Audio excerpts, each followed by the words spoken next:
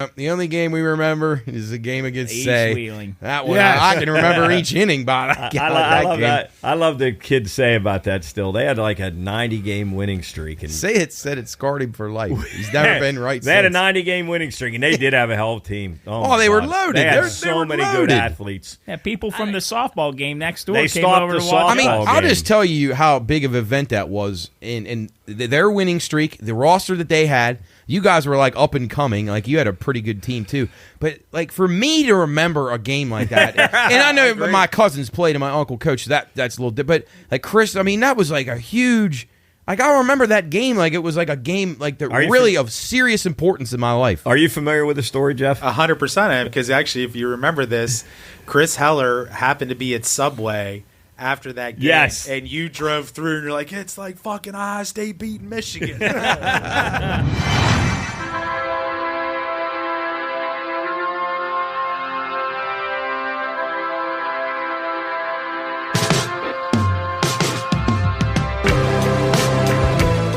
You're listening to the Pine Room Podcast, the home of sports, gambling, entertainment, and whatever the hell else has gone on this week.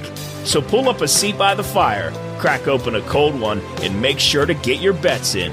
Welcome to the Pine Room.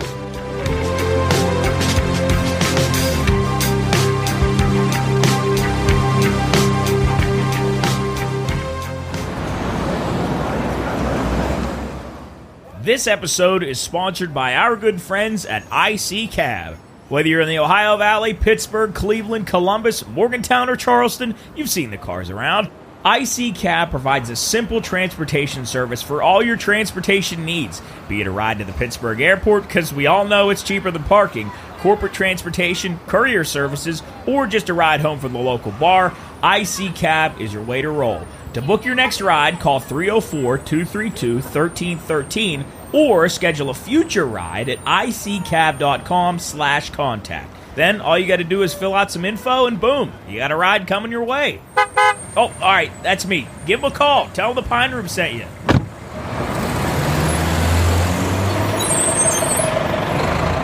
right, hello everyone, and welcome back in to the Pine Room Podcast, episode 68, 2 away from 70. We had a long day today here in the studio. My, oh my, had a lot of fun today.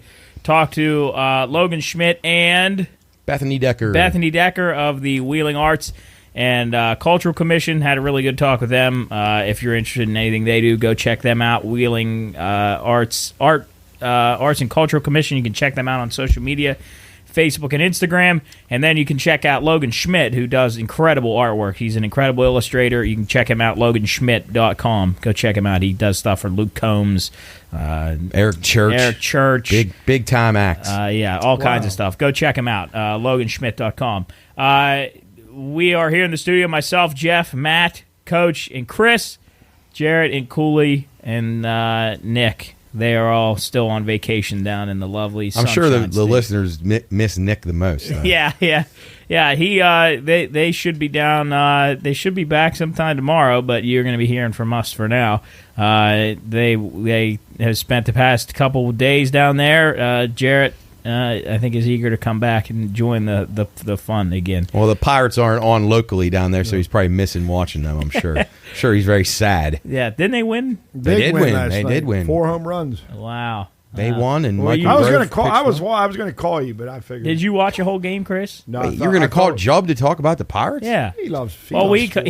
knows not to call me during football season when Right, when the The only way I could Raiders get- play. Only when we're together at the Pine Room. yeah, Jenny when I Wackett. listen to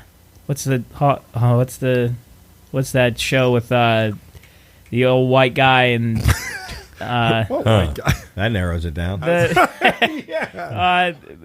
day in the morning. no, Lee they Corso. argue all the My time. neighborhood. Oh, Pardon the interruption, Tony Nah, Kornheiser. no. Skip and Skip Oh, Bayless. Skip and Yeah. Sharp. Oh, Sharp quit. I think. yeah. Stephen A. That's Yeah, garbage. that's who I want to listen to all the time. Oh, that's Oh, wow. total garbage. What happened to the dude's knee last night? Did anybody hear? Did he, the guy that was rounding third, he got out for the Buccos? Oh, you know what? I didn't see that play, but on the message board, guys were saying the dickhead didn't. He doesn't know how to slide. That fucked him up. I didn't see the play. Wait, another pirate Another guy doesn't know how pirate to can't. slide? That's Yeah. shocking.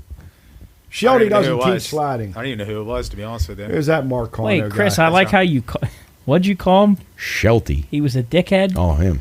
Yeah, he's a dickhead. for not sliding right. Well, if you can't slide. Well, that's what happened to O'Neal Cruz. Did he And hook Gregory slide? Polanco. I never saw it. But Actually, what happened, and not to contradict you, he was trying to avoid a tag. And I don't even know if he was trying to. I think he. Yeah. He I don't hooked. even think it was a slide. Actually, I think he actually just landed on his leg wrong, and then he. You could Nice. tell they it think it's wasn't his good. ACL, maybe. It wasn't good. Oh, Chris- shit. And Chris, I don't think that was what happened to O'Neal Cruz either. I don't think he was a.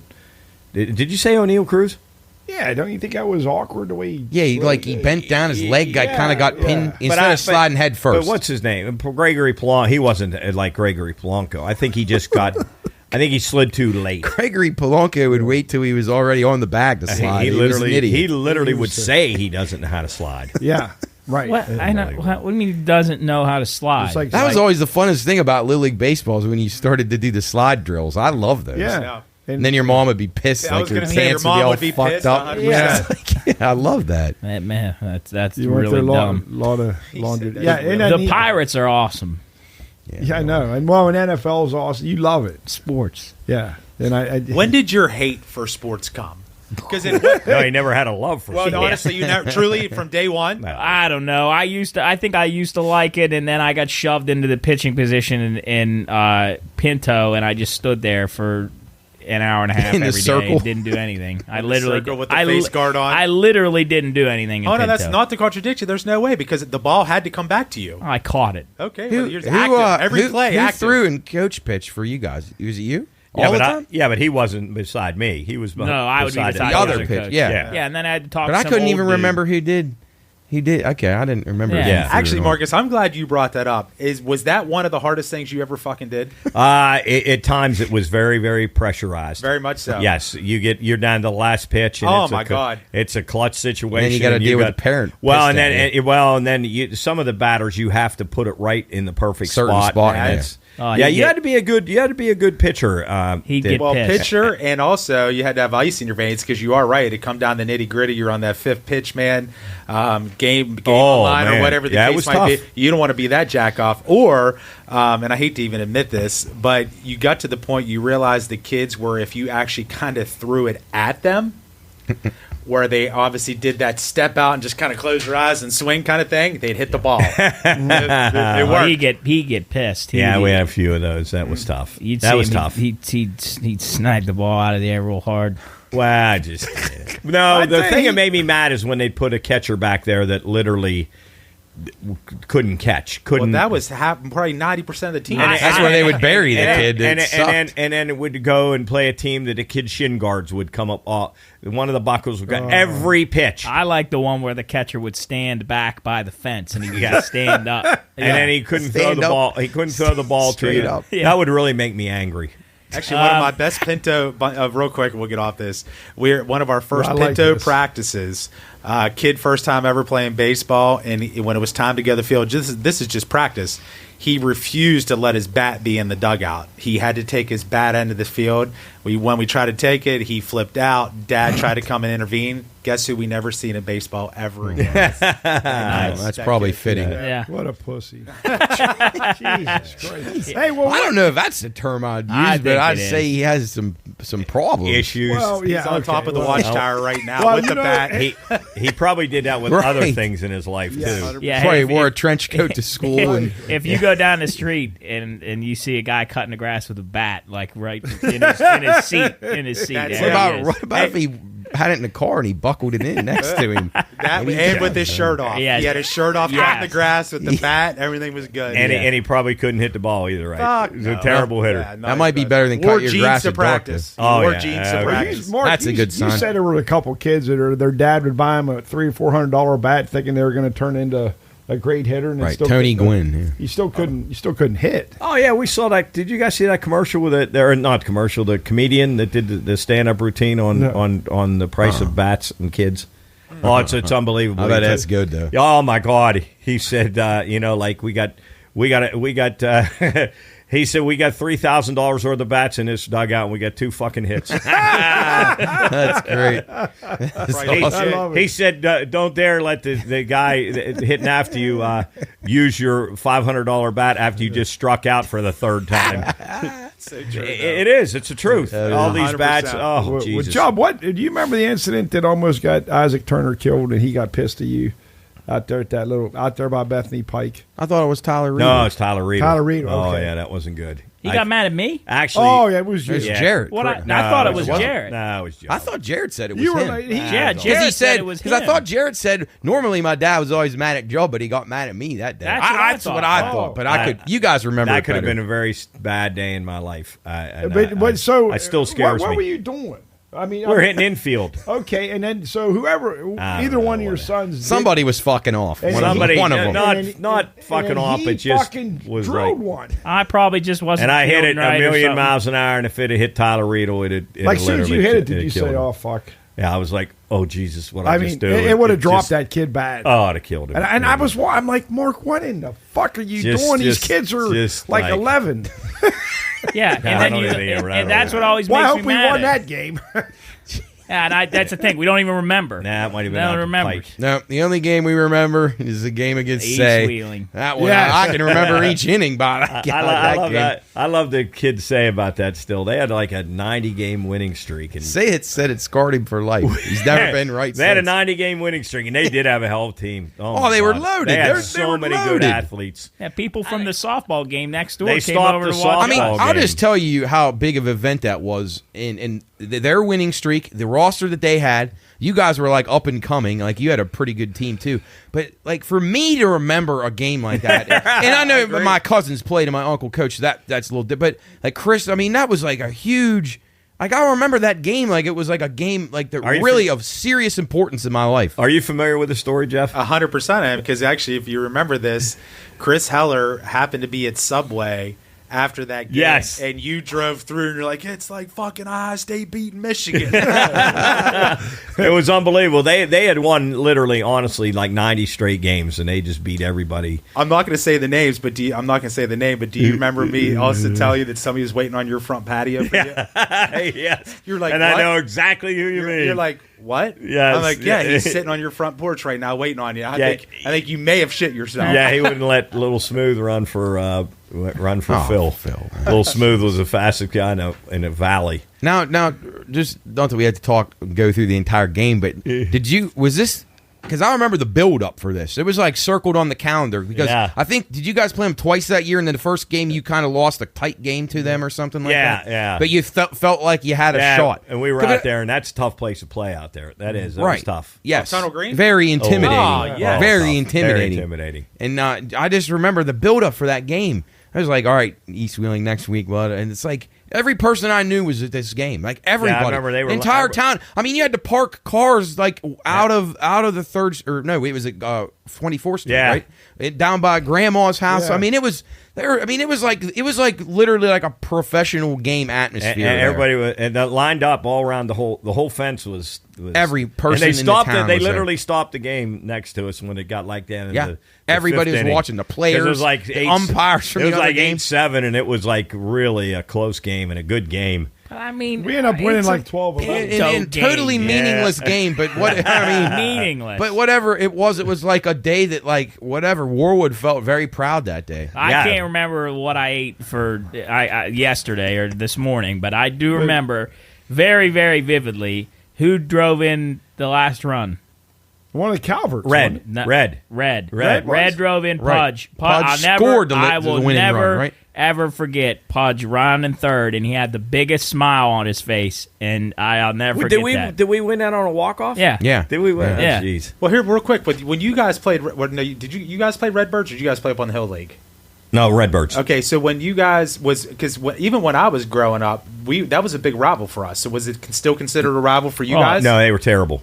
Who? No, excuse me, East Wheeling. Yeah. Yes. So like even when I was doing it, so there used to be our games used to be big, and the parents would drink. And I'm not. Oh, gonna, boy. I'm not going to mention any names. Like when we played in the Bethlehem World Series, there was almost fisticuffs after a game. Really? Swear to God, it was That's crazy. Like Yeah, I no- don't get it. I don't get it. Like I look back at every single game I've ever played, and they don't mean they literally don't have Yeah, any. but you think about that though, we're still talking about it now, so it had to have meant something. Yeah, Maybe you didn't at the time. I know you were so because knowing you and like all the kids on that team, they're like good kids and they wanted to have fun with their friends, and that was like the most exciting moment they had as a group to accomplish. I mean, at Absolutely. the time, as you're a kid, yeah, but I mean, like, it didn't affect Plus your the life. bra- Now, plus- Safe says otherwise. Plus bragging rights against those Right. guys all the time. I beat you in Pinto. We never beat East but Wheeling it's so again. funny to say going about that. I think it's so. But it is funny that you guys are such good friends with him because they had some really good kids on that team too. So, and not just players, but like nice kids that you're friends with now. But it's funny we don't really rib him a lot about it. But every now and just then bring it up. But he's a good sport about it. He says it traumatizes him, and like he's funnier than hell. Because he knows he beat us every other year after that, and they would have beat us 9 out of 10 times. But that particular that perfect day. That's really funny. I do remember. I remember vivid. There's very vague things in my head that I remember, but I do remember 2 things. I remember Phil used to throw, relatively compared as a little kid. Big Phil used to just. It felt like Aroldis Chapman was like thrown from 30 feet away. He was scary. And because he was massive compared to everybody huge, else, and huge. he hit his growth spurt way before anybody else, and I did too. But he towered over me. And then I remember you were the biggest. You and Pudge were 2 of the biggest. We kids were on the definitely team. the 2 biggest guys, and then Chuck Heyman, he threw threw hard. absolute smoke. I saw his mother in the bank. Soup threw hard. Yeah, him and his big afro. Soup threw hard. Yeah. He but had no idea where it was going. I really, He didn't. All velocity, He no would location. Just wing it. I don't have a lot of memories, but I do remember. This is just while he's here, I'll bring it up. What's the Pleasanton? Was that the one with the pool that's right behind the dugout, and all the kids go in it when they win? No, No, Pleasanton not doesn't have a Pleasanton. pool. Oh no. The Yeah, island? it is. No. There's no. a fence, and the ladies' pool It's is not a public pool. Oh, okay, yeah. It is Pleasanton. Yeah. Okay. So I remember we were at a game, relatively young. I think maybe Bronco. I don't know the age, but we're sitting, and they have those bleachers on the right that are underneath. You're talking. We were spectating. Well, yeah, but still, it's a baseball memory.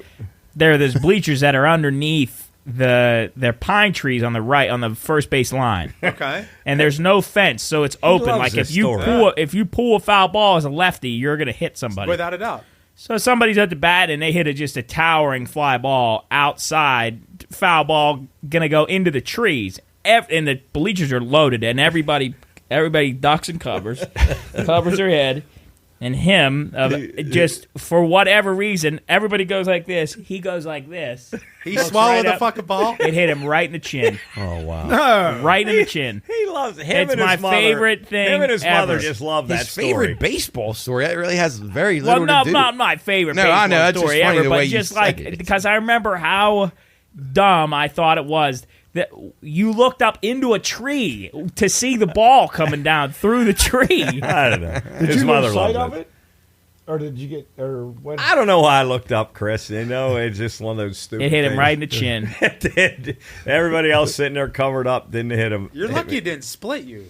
Oh, it hit Oh, me it right in did. the chin. It bled him. It bled him. But was gonna it say- came down through the tree. okay. I don't think it didn't come soon. I don't think it hit a limb. I think it went Drop right It straight hurt. down in It between. did hurt, but Yeah. that was dumb. Yeah. Anyway, that That's good. baseball story. Good memories. That's for him telling you all those years, like, hey, throw strikes. Oh yeah. No, I'll be honest. That was not me. Yeah, Okay, you didn't fair. use that a lot. I wasn't that guy. I'll be honest, that is the most brutal coach I- slash dad could be Hey, at all times. It's even in high school, coaches and parents say the dumbest fucking thing I've ever heard. 100%. Yeah. I listen, and I don't know if this person listens to this podcast will ever hear it. I'm not going to say their name, but I heard him.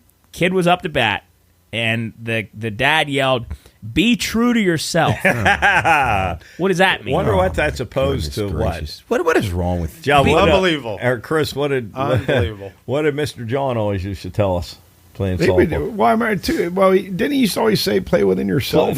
Play within yourself. And then he always wanted you to take the first pitch.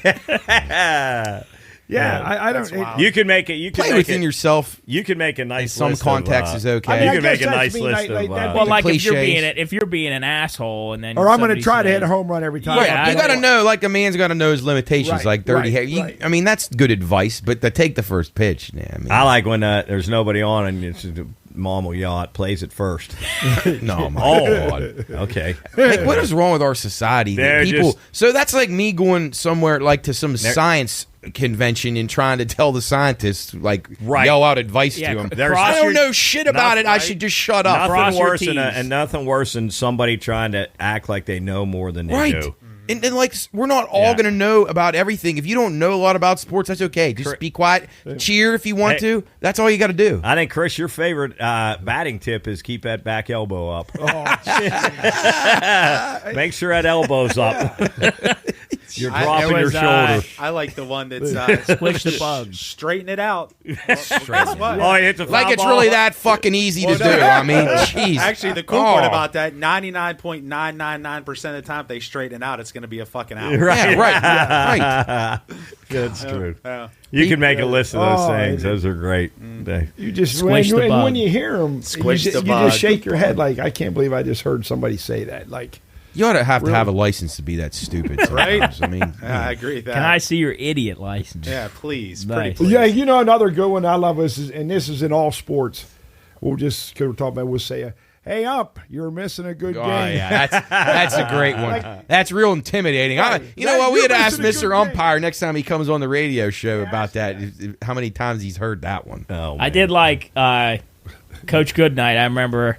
We were in I think we played Lindsley at Park, which that game was a mess of its own. But I remember there was a pitch. Somebody threw. We had I won't say his name. Should I say it? Why can't we say anybody's name? Yeah, all right. Chip Pellegrino was behind the. Oh, Jesus! Yeah, you can say his name. Yeah, he was behind the plate, and Chip. My old slander the guy, but he missed both ways, and very controversial. And it's a good game. Huh? I'm not kidding. Logan Goodnight threw a ball, and the catcher didn't move his glove. Right. Didn't move his glove, and Coach Goodnight, and I don't really like when people talk to the umpire, but Coach Goodnight said, "Where did that miss? Too much middle?" Yeah. Well, no, he was walking out to talk to Logan. Yeah, but he wanted to say something to. What did that get? Too much middle. Yeah. And then Chippy threw him out after the game. Yeah. The game was over. You got thrown out. Chippy threw him out. How's that happen? It's God. Hey, you can go home now. Yeah, you're out. And plus, Lindsley's not in the SSAC, so there's no penalty for carryover. There's no carryover, so it didn't matter. So that's hilarious. Hey, really. Okay, I'm going to go home, guys. Thanks. Who was that one umpire that Nick doesn't like? Oh boy, CB Buckner. Oh no, no. Angel Hernandez, like a guy that actually does it here. Pick. Oh, there's a long list of them. Picks. He's rough. We don't want out, Nick. Pick's controversial. I'll tell you what. Pick umpires. Hey, there's our guy Goldfarb. We had him on the show. Oh yeah, he's nice. Yeah. Pick's nice to me. He's been nice to me. He's a nice guy, but there's always going to be a little controversy in the. That's like when Chippy Pellegrino umpired a Mustang tournament down at our place, and he called a balk on the. There was a runner on third. He called a balk on the third baseman for having his foot outside of the line. He was holding the kid on, which he shouldn't have been holding him on. Goodness. Called a balk, let him score. It was unbelievable. I said, Chippy, I mean, come on. It was in the other team. I said, you can't do that. I mean, go over and tell him. But first of all, who cares? Right. Who cares? How many people? If he's both feet out. What the hell? Called a time balk. Got a balk. You there? All your body parts inside the line. Like really? And that's like it's like. Just let him play. Jesus. Yeah, they're trying when you look back at all those meaningless games. They don't mean anything. Well, maybe a laugh character. or like something, but they don't mean anything. At the time, I agree. They build character. Well, they should, but nowadays they don't. When the coach goes and fights the umpire, shit like that. But like, what he was saying about East Wheeling in Redbirds. Like, those parents they get drunk and they get in a fist fight and some guy breaks a bottle over some guy's head because his daughter got thrown out at first on a bad call. That's not worth it at the time. It'll never be worth it. No, you're right about that, Joe. There's no excuse for that. But there's not a lot of things. But the idea of youth athletics is to show, teamwork, camaraderie, and just trying to try to work towards a common goal. Geez, now, I mean, they don't have that anymore. We could have a whole podcast on fan behavior and yeah, it's what, not good. What is? I mean, even all the way up through pro sports. I know he said it before, but that one guy that shot and killed the people, or shot at the people with the Heat final. Yeah, right. Well, Matt, he's there we did- celebrating and pulls a gun. Matt, yeah. we didn't get to that news. Did the local and the Thailand hockey ball. the hockey brawl. I saw that Every listed on player, Did you see it? No. every player was in a fight, swinging sticks. First of all, That's cool. the most remarkable part Thailand? about that is I didn't even know Thailand had ice on. And they played Hong Kong, and then they brawled after the game, and the one guy was fighting nobody. That's what he said. was He like, said- he was like Throwing making no fun punch. of it, basically fighting an invisible Well, person. I mean, like that's Oh, like shadow boxing? Yes, while the rest of the guys are brawling. Chris. Now that's cool. That's No, fun. that kid, I'll give that kid credit. He What- saw what's some cool? sense. That he You was know what? fighting? I'm not participating in this. That The- the just gonna team mock fought it. themselves. Like the teams fought each other. That's cool. Why is that It- cool? like- Because they're 11 involved in the years old? game. Like if right now if I went to Luke's game and I fought a fan of the other team, that I have no business getting any. Well, argument I with that get what kid. you're saying. You're not You're competing. saying it Yeah. on the field of play fight is more acceptable than. Oh Absolutely. no, I'm with you Yeah. there. But I don't know if we should be hopeful Like that if guys it- are brawling in the handshake. Oh man, if I saw like in the NH a guy break a stick over some guy's back, that'd be awesome. I tell you what, without getting into too much, the area game championship, I thought there was some shit was going to go down. I'll be honest though, the only time I was ever in any Oh, sort I of wasn't in that game. Okay. the only time I was ever in any sort of situation like that, I didn't like it at all. When you were the umpire? No, I didn't like it. No, I was Oh. on the team. Oh. We played some team. We were at JM's field, and Oh, that was against that team from I did not like team that from at Cleveland all. or Cincinnati. and All they I were- wanted to do was go home. All I wanted to do is go home. I don't like. You didn't fights. want to see a fight? No, well, because then I have to be involved, and I don't want to be involved. I get too Which much. I get that. Yeah, and one of the So Jeff, I'm sorry. Go ahead, the Chris. dumbest things, and I think it looks just so fucking stupid when there's a fucking when the bench is empty in baseball. Yeah. and then if it gets. And here comes fucking 12 guys from each dugout. And the just bullpen, sprinting- too. Or the bullpen, I mean. Yeah. From the bullpen out in left field, they look like fucking idiots. Yeah, yeah. I mean, I 'Cause just they just be wanna sitting be out there involved. like, yeah, Unless well, they come flying in with a clothesline or something. well, drop yeah, kick. but they just sprint Most out, of the time they sprint don't. in from the bullpen. I just, You like when Well, the they gotta- managers go in and they get in, it get shoved. Didn't Clint Hurdle get shoved over? I'm sure. Just dropped He his probably gum. shoved some people. There's been Who was that Choked old, on his who gum. was Don that? Zimmer. Don Zimmer. Pedro Yeah. Martinez got him. yeah. Yeah, he got knocked out, right? Knocked down. Yeah, He just bloody threw head. him down, but Well, he came at him from behind. I don't but blame Joe, Pedro. we always say violence in sports isn't terrible.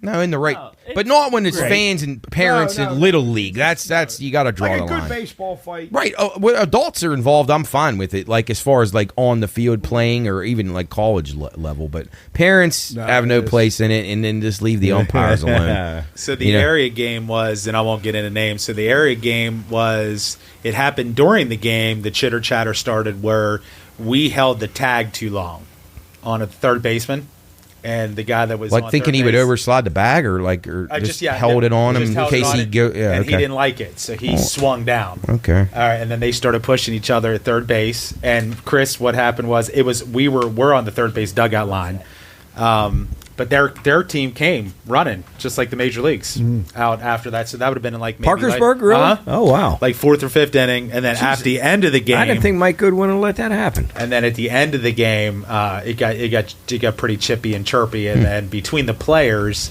and then one of our coaches, I'm sure you guys can guess which one, started calling out somebody out in the stadium. Oh no, I have no idea who that could be. no. Yeah, that's impossible. Wow. Was it one of JM's assistants? Mm-hmm. I'm stumped. Yeah. Hey, have you guys ever seen this before? This is going to be great. Let me see if I can get this set up while we talk here. Go ahead, we can keep talking. So, about it. Jeff, what do you think of? And I'm going to ask you this is a two-part question. What do you think of teams that start out the game and all they do is yap, yap, yap, and then who's the worst team you've seen since Luke's been playing? Oh, And I'll give you an answer to both of them. I think there is some. I don't mind the chattiness. I don't. I think that eventually, I think there still should be some what's the word I'm looking? Respect in the game. You're correct. Yeah. So there needs to be the times where it's allotted and there's Respectful times banter is okay, yes, right? 100%.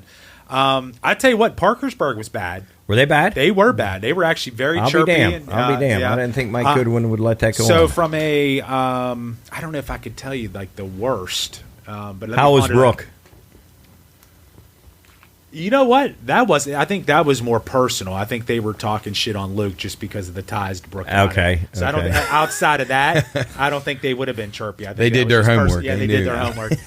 But outside, I can't think of any. Do you slaying have her some girls. answers? Brooke That's right. Brooke and Weirton Legion. Guy coming up north, taking their women. were unbelievable. Here's LD.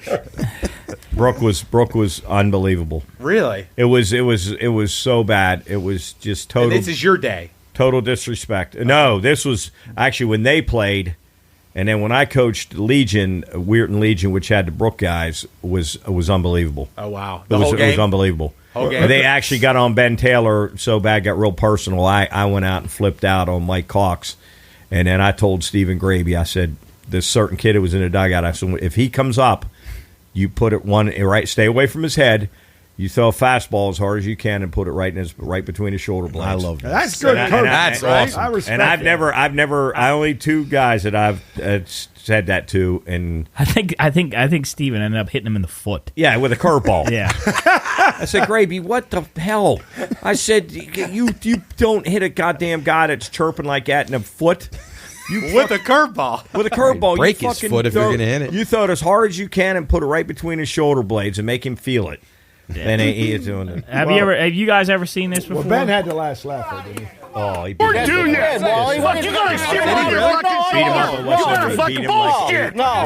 Jeff. because he was on. Damn it, you've had a horse shit zone all day. Man boobs and shit. And, Oh wow. and Ben, That's pretty bad. it was And horrible. Ben beat his ass good. Well, Bad. because Jeff, like when we would go to all these games, was that at Bethany?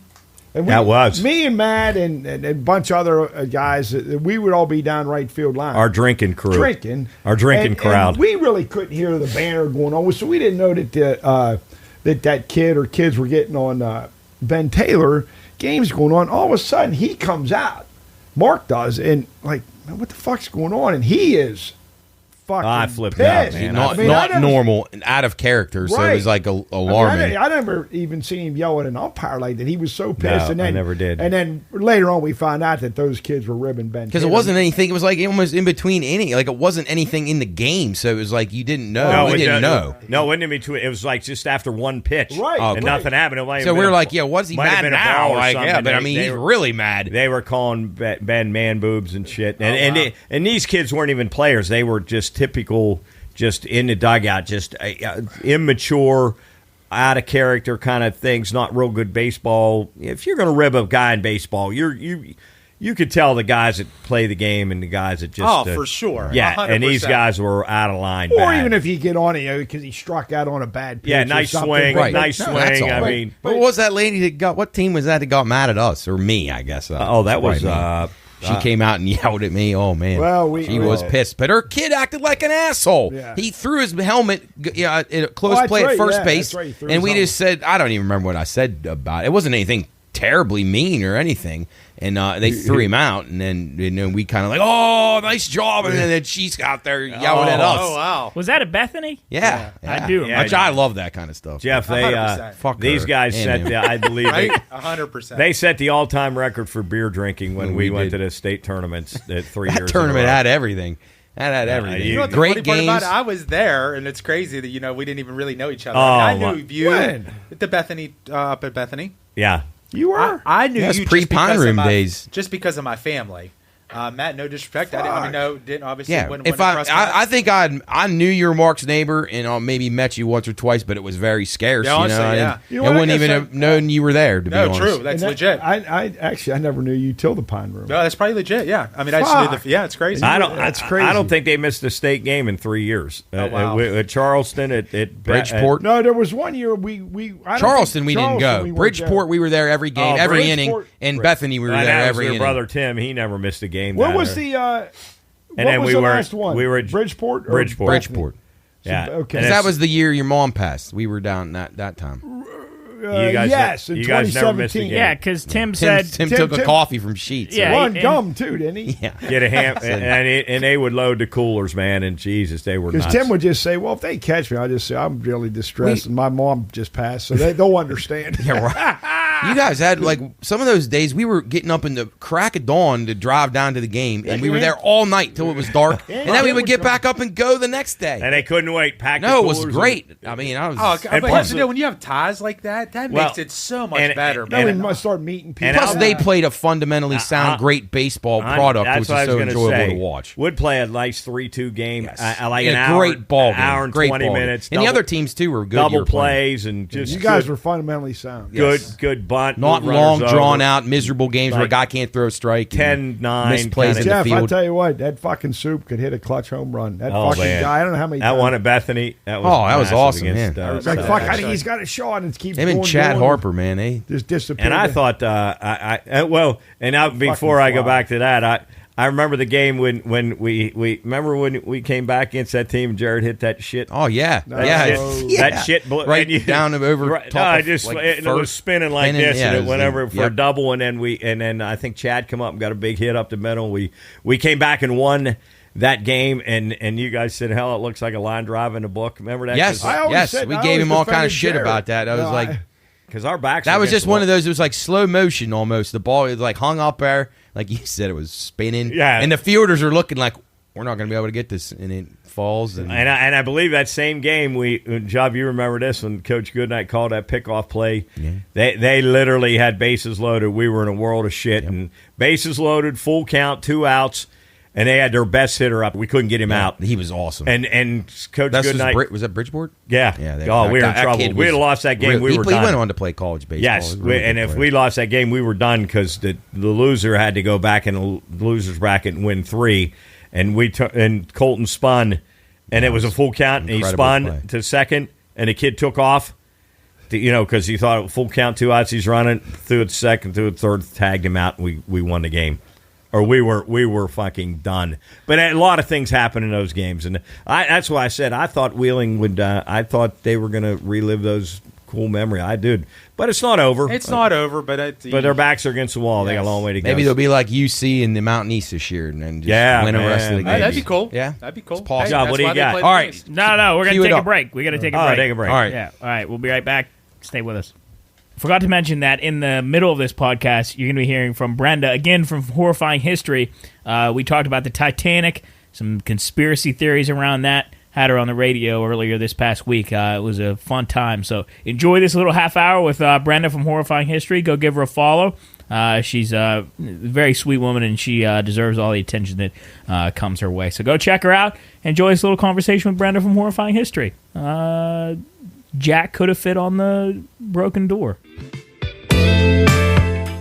You're listening to the Pine Room Podcast, but you don't just have to listen to the podcast. We have some other stuff out there, too, like Bettor's Last Stand, our sports betting show covering all things sports and betting. Or Soup and Stuff, where Soup sits down with business owners, athletes, and other professionals for good conversation.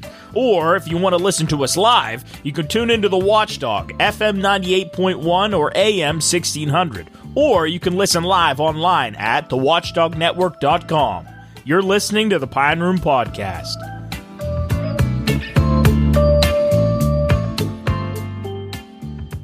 Well, I mean, we started to talk about the on this show. We talked about the Ocean Gate submarine disaster. Ironically, coming out of Canada too. So I'm sure that was high on your guys' radar up there.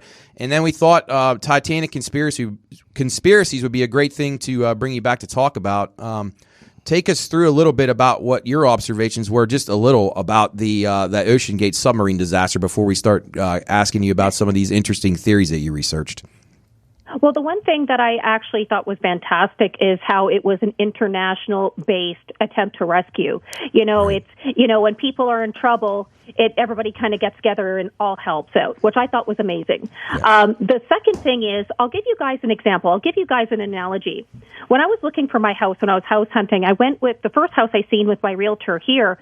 That kind of, you have the cement pad for your driveway, and then you have the garage. Right Between there's a crack. Yeah. Kind of usually? Okay, so that crack had weeds. Now, the weeds were about a foot tall. And I'm like, yeah, I'm not interested in this house. Right. And she said, why not? And I said, if they're not willing to pull those weeds, what's happening inside the house? Exactly. Now, I think that's a very good analogy when it comes to the Titan. Now, okay, if I was a billionaire and I wanted to blow some money somewhere, this would be a very attractive thing to do, to see the Titanic. Who wouldn't want to see that? But if I showed up and I'm like, you guys have a porta potty that's from Camper World, you guys are using a joystick, Right. You are in communication with your guys' main ship by text, I think I would have passed. It's almost like those weeds in that crack, right? No, that's a hint. great analogy. Yes, absolutely. Yeah, sadly, it didn't turn out well for them.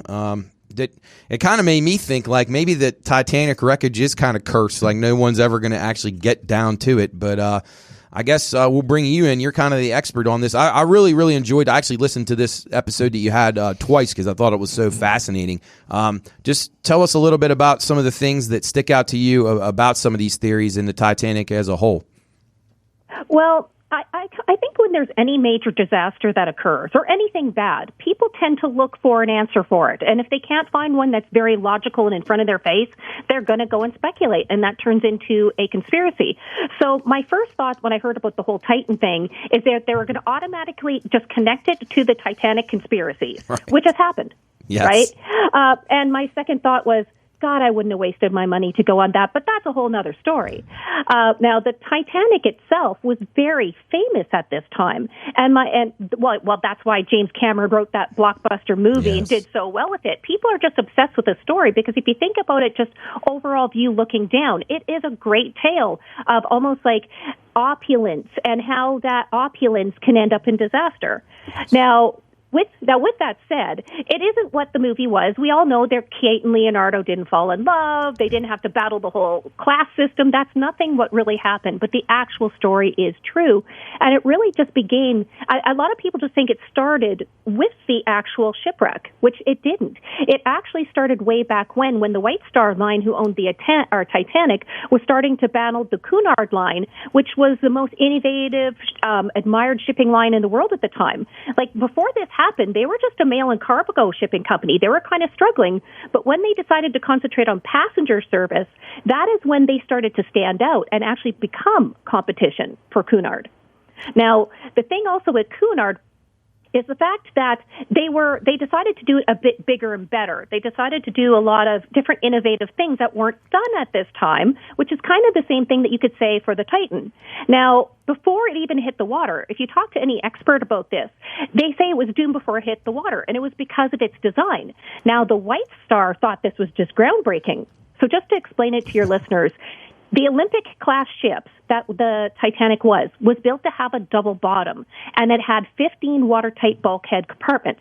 So each one of these had an electric watertight door that could be opened individually or be all at once operated by flipping a switch on the bridge. So these watertight bulkheads made them think in the shipping industry that these Olympic liners are unsinkable. But right. The problem was, each one of these bulkheads were watertight, but the walls separating the bulkheads only were a few feet above the waterline. So if one bulkhead started to follow with water, it would go from compartment to compartment to compartment, which would even be worsened if the ship for some reason would pitch forward, which is exactly what happened. Oh, that's staggering. I mean, just to think about that. And am I wrong? Did I remember hearing this, that one of the Cunard Line vessels was the one that was responding to try to help the Titanic when it was sinking? Yeah, the Carpathian. The Carpathian is the one that actually heard the call, and they basically went as fast as they could, but they were quite a far distance away. And again, ships of that day can't travel as fast as ships of today. It wasn't a speedboat. Right. So that is why they actually were not able to save many, because you got to imagine this was very cold water. Oh, yeah.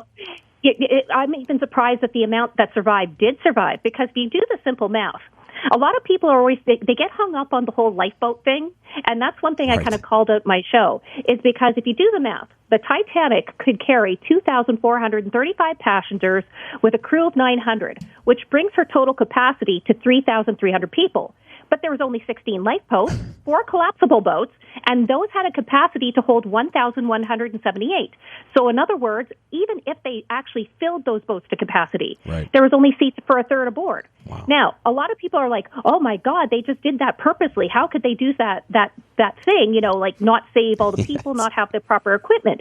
Well, actually, the Titanic at that time exceeded the British Board Trade of requirements. And since they thought it was unsinkable, why would they put extra rafts on board? Why would they waste the money? Yeah, I find that amazing. The safety features of that time period are just mind-blowing. I know Jubb has a question about one of these theories, the J.P. Morgan angle. I know that's on his mind right now, Jubb. Yeah, absolutely. Before we even get into that, though, one thing that I found interesting about, we're talking about the composition of the actual ship itself. One thing that I didn't realize was that when the Titanic was built, that welding was still in its infancy, and it was the ship was basically, literally held together by, I think it was some like 3 million rivets or something like that. Mm-hmm. Yeah, and I just find, like, when you talk about how it was doomed before it even started. Whether or not, I'm assuming other ships were riveted together, but and I'm assuming we're going to talk later about how it smashed into an iceberg. But I read or listened to that the hole when it hit the iceberg actually wasn't as gaping and as massive as people sometimes think or put in media. Mm-hmm. And that's true. The thing is, what people don't realize is it wasn't like a big torn out hole in the side. Like, there wasn't a big hole opening the side at all. It actually, when it hit the iceberg, it hit the side of the iceberg. It's almost like they grazed it along the side of it. Now, everybody is like, oh, we're fine, we're still floating. But what they didn't know, ice is pretty tough, and, an iceberg is pretty unmovable. So it actually cut a 300-foot length gash in the hull right below that ship's waterline. So now you guys can figure out what happened next, because the compartment started to fill with water, it pitched forward, and, they were done for. Yeah, that was never going to work. We're talking with Brenda from Horrifying History about some Titanic conspiracies. Be sure and check her podcast out and follow her on social media. Horrifying Hist 1 on Twitter and Horrifying_History on Instagram. Brenda, This one kind of intrigued me, and I know you mentioned that it's kind of one of the theories that hit close to home for you, the Chateau Laurier grand opening, and Charles Melville Hayes and his friend J. Bruce Ismay, who was actually, was he the owner of the Titanic line? Yes, he was. He actually was ahead of the White Star Line. And Charles was a good friend of his, and he actually... Charles, he actually had a grand plan. He created the Grand Trunk Railway, and he had a vision that he was going to create a transcontinental railroad across Canada, but plunk a luxury key hotel at the key spots. And one of them is here in Ottawa, which is the Chateau Laurier. Another famous one that you may have heard of is the Banff Springs Hotel that is located in the Rocky Mountains. So he actually, and they're very popular hotels today. Trust me, they're gorgeous. I've been to a lot of them. Now, the part of it, he was planning to open the one here in Ottawa on April 26th, and as we know, a little earlier in April, on the 14th, is when the Titanic went and hit that iceberg. So it was actually planned to be a massive deal. Like, anybody who was anywhere when it came to railroading or industry was going to be there. And actually, the Prime Minister of Canada at the time, he was going to do the ribbon cutting, and that's Sir Wilfrid Laurier. But as you know, he didn't make it. Now, part of the reason is Charles, he actually wanted the best for his masterpiece. Now, this is what the conspiracy is. He wanted the best. So he traveled to London to buy furniture for the dining room of the Chateau Laurier. By the way, if you ever have an opportunity to see this place, it is worth it. It is opulent to the T. So I could see this happening. Now, he decided to ship them all back to Ottawa. So while he was in London, he went into his old friend, who just happened to be J. Bruce Ismay. So he offered Charles the opportunity to bring his furniture back to Ottawa quickly on his newest ship, the Titanic. So Charles's shipment of furniture was put into that cargo hold, and according to legend, it is still there today after Charles died in the disaster. Now, if you actually go and dig into this little rumor, this tale was first printed in 1990 by a reporter from the newspaper here locally, the Ottawa Citizen, after they spoke to a tour guide from the hotel. So once this article got released, this whole tale got embedded into the lore, just not of the ship, but of Ottawa itself. So it is true, if you do a little bit of stealthy Googling, Charles was on the Titanic. He died in the disaster, but he did not in any way go to London to buy furniture. He actually went seeking investors because he wanted to put out more hotels, and he wanted to expand his railroad empire. So he originally was going to go home with another ship in France, but things changed when he got news from home. He got a telegram that his only daughter, who was due to give birth, she was having complications. So he started to get worried for his daughter. So he decided to look into going home sooner, and J. Bruce Ismay offered him a first-class spot on his ship. So going into these claims of the furniture, the historians have found that Charles actually didn't at all go any furniture shopping while he was in Europe because, well, let's be honest, it was below his pay grade. Right. But more importantly, he was just too busy trying to charm these new investors. There's also no reference to the Grand Trunk Railroad, the Chateau Laurier, or Charles at all in Titanic's cargo manifest. So what they used to do is if you had extra baggage or something that's in the hold, it would be on your ticket. Charles's ticket itself did not reference any furniture or any cargo, and the only furniture that was shipped on the Titanic was actually going to a different company that was located in New York City. Now, even further looking into this, the Ottawa Terminal Railroad was actually in charge of building and the operation of the Chateau Laurier at the time of Charles's death. Now, these guys kept records that are crazy detailed. Crazy. They documented the last penny. Oh, boy. So after the Titanic tragedy, they held an emergency meeting to choose a replacement for Charles, who he served as the Ottawa Terminal Railroad president. So there is no records at all for any additional budgeting for furniture for that hotel after the sinking. And as I mentioned, they documented every penny. So as for this same documentation, it does say that they postponed the opening of the Chateau Laurier specifically because of Charles's death to give a time of mourning, and they decided to open it on June 12th. But here's the thing. It is said that Charles actually did come home after the disaster, and he's a ghost. And he's probably one of the most famous ghost story legends that actually is around Ottawa. And they say his passion project that he wanted to see open so bad, he now wanders the halls of Chateau Laurier, just admiring the hotel that he never got to witness open in person. Oh, that's fascinating. Do people go up there to try to see his spirit? I'm imagining draw some ghost attention. That's pretty cool. All the time. Oh, so on top of being a top line hotel, it's got that element to it too. That's pretty cool. Some other wealthy people were on board there. I know you talked about it in your episode. Who else of note that maybe our audience would have heard of was on board that Titanic on that day? Well, that brings us to our next theory, and I'd love to hear your guys' opinion on this, honestly. Great. So the theory behind it is actually that J.P. Morgan, of banking fame, yes, he actually planned the disaster of the Titanic to kill off his millionaire rivals. So just in case they don't know who he is, he was an American financier and investment banker. And he just, at his time, J.P. Morgan had so much power. Right. This guy had money and power like it's not even necessarily seen today. He dominated Wall Street with his banking firm, J.P. Morgan and Company. And it was actually him that was a driving force behind a whole bunch of mergers and acquisitions that happened in the United States in the late 19th, early 20th centuries. He also created several well-known corporations that you guys probably heard of, U.S. Steel, yep, General Electric, and his partners had controlling interest in pretty well every big corporation that's out there today from the United States. And the cool thing I thought about this guy, he was just so powerful. He was able to organize a coalition of financiers that literally saved the American economy from collapse in the Panic of 1907. You know that you have power when you're able to do that. Yes. So when he died, he was actually worth about $2.2 billion in today's funds. So the thing is about JP, everybody knew he was just vicious as a businessman.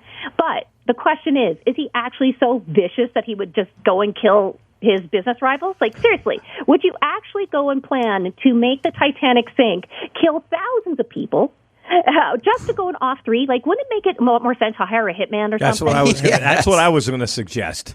Like, poison is their wine at dinner or something? Yes. Like, why would you kill, 1,500 people? It doesn't make a lot of sense. But maybe that was the genius of it, Brenda. Maybe. Now, believe it or not, JP actually was going to be on that initial voyage of the Titanic. And that is why the theory is there. Because the thing is, he actually was part of the International Mercantile Marine, which had the controlling interest in the White Star Line. And he did go to the hull launch of the ship in 1911. He had his own private suite. So why wasn't he there that day? Well, apparently he was sitting himself in France at the time, and he was planning to ship his vast art collection back to the New York Metropolitan Museum of Art. But as usual, what happens when things like this, customs decide to snag things up. So he kind of got a little stressed. So he sent a telegram to the White Star Line president saying, look, I'm sorry, can't do it, but I got some business I got to take care of. And that actually saved his life. But because of that decision, that's why the rumor that he was going to kill off Jacob Astor, Isidel Strauss, and Benjamin Guggenheim, which is all names you guys should recognize at this point. But again, going back to why would you just kill all these people? Right. It doesn't even make sense. So if you look into how he allegedly did it, well, one rumor says that he actually ensured that the ship had the wrong signal flares, which what would that actually do? And another one, which I thought was hilarious. So when I say these, I'm trying not to laugh because it's not appropriate, but I laugh inappropriately all the time. Same. The Titanic decks were supposedly electromagnetically sealed to trap all its passengers. Oh, my. So there's so many problems I have with that. I'm too logical for my own good. Like, for example, how can you guarantee that Jacob, Isidore, and Benjamin would be part of those electronically magnetically sealed inside? Exactly. And right? Brenda, what about the watertight doors? Is there anything? Have you done any studying on the watertight doors that were? They said if they had been opened, they would have settled on an even keel. Well, I don't have a lot of faith in that, considering, again, the bulkheads and how they were loaded, and then it forced the pitch forward. But with that said, there was another rumor that actually floated around about a fire in their engine room that happened right over or at the time that they launched out.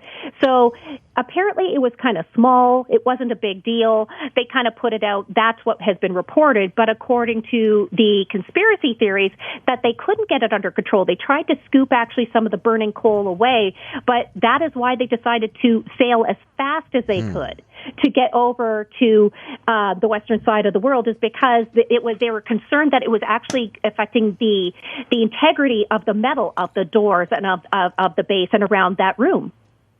That seems very plausible, Brenda, to me, anyway. It's possible. Was that the most, of all the theories, did that seem like the most possible to you? Well, honestly, a small coal fire back in those days were extremely common. So honestly, what the story is, they hosed it down, but it still smoldered. The chief engineer told the captain that it didn't cause damage that would affect the integrity of the ship. But some experts of the Titanic theorized that this did get out of control after they left England, which resulted in them doing the crossing at high speed. And with that, they couldn't avoid what happened next. They were going too fast to completely avoid that iceberg.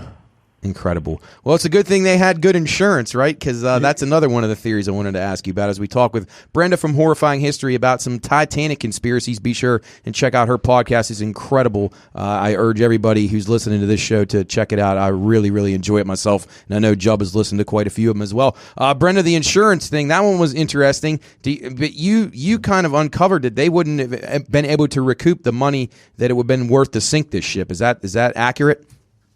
That's accurate. The short story behind it is basically the Olympic, which is its sister ship, actually went and got damaged. It actually ran into, or it hit another ship in the English Channel. So it was damaged so bad that what they decided to do is go and sink it on purpose and take all this life with it so they can go and get the insurance money to cover their other loss. But if you actually do the math behind it, the insurance that they got from the Titanic would not cover the damage or the loss of the Olympic. So it doesn't even make a lot of sense. No, that seems... I mean, they would have had to have some bad financial planning if they if somebody advised them to try that scheme. At least I would say. But my thought was, okay, if you're going to use that insurance money and you could figure out right away that it wasn't going to cover everything, if it was me, because, I'm a dark-souled person, I would put insurance on every person on that ship and collect all that. Then maybe that would be a theory that would work. But other than that, it doesn't make any sense. No, that's the way to go. I like that much better. Another fascinating one, The Curse of the Mummy. Tell us a little bit about that one. This is one that probably a lot of people aren't familiar with. Well, this one, it's really hard for me not to laugh hysterically at it because I love a good Egyptian curse. Who doesn't? But this one, when you guys hear where I'm going to say it, I said it a little nicer on my show. I'll say it a little more plainer here. Sure. So basically, what the whole idea is, one of the survivors said that there's a guy, his name is William, and William actually died in this disaster. His name was William Thomas Stead. He was a British writer, a journalist, and a pioneer of investigative journalism, and he was controversial because he was at the time advocating for world peace, which wasn't a big thing back then, but also before he died, he actually became really strongly into social legislation, reformation of the criminal codes, and a spiritualist. So now putting that into play is a very important part of this whole conspiracy, because apparently when he decided, or before he went on the Titanic, William claimed that he was getting all these messages from the dead.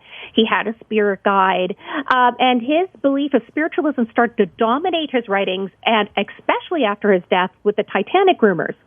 So one of the survivors, as I said, claimed that William, he ran into him on board, and William told him a story about an Egyptian mummy cursed mummy that was from the British Museum.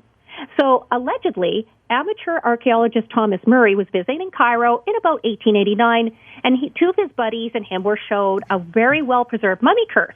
Now, the Egyptian hieroglyphics on it did describe that the person inside was a high priestess of Amen-Ra. So, of course, they bought the mummy, packed her up, decided to go back to London. But a couple days later, Thomas's shotgun exploded, and he had to get his arm amputated. Then the two servants who carried this case died on the way back to London. After it got to London, more bad luck was happening. All these people were dying. So they said, okay, this mummy's got to go to the British Museum. So, of course, as it gets there, more heartaches started to follow with the Egyptologist who was the middleman. He died. So did the people that transported it there. Anyone who tried to sketch it or photograph this mummy case, they died too. So then came the story. From the staff in the museum. They said that they kept on hearing hammering sounds and sobs coming from inside that mummy case. So now the British Museum are kind of like, I wonder if she's unhappy being locked in this case and maybe how she's being displayed. So they put her in her own case.